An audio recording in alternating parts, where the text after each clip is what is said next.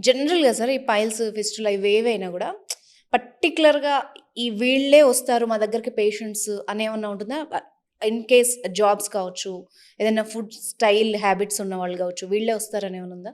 ఈ మధ్యన నేను చూసిన ఈ గత 5 ఇయర్స్‌లో చూసుకుంటే గనక ఇప్పటిదాకా ఒక 5000 సర్జరీస్ చేసుంటాం మేము. ఓన్లీ ఈ పైల్స్ గానీ, ఫిషర్ గానీ, ఫిస్టులాస్ గానీ ఆ!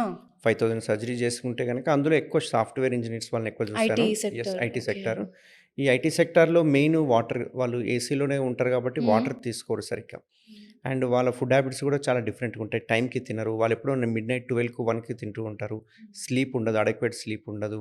అండ్ వాళ్ళు ఎప్పుడు చూసినా కాన్‌స్టిపేటెడ్‌గానే ఉంటారు. అండ్ వీళ్ళు ఇంకొకటేందంటే కొంచెం ఆల్కహాల్ కంటెంట్ కూడా ఎక్కువ తీసుకుంటుంటారు. ఈ బాయ్స్, యంగ్‌స్టర్స్ ఇట్లాంటి వాళ్ళు. ఈ ఆల్కహాల్ కంటెంట్ తీసుకోవడం వల్ల కూడా కాన్‌స్టిపేషన్‌కి గురవుతుంటారు. ఓకే. సో, దీనివల్ల ఏందంటే ఎక్కువ ఐటీ సెక్టర్ చూస్తాను.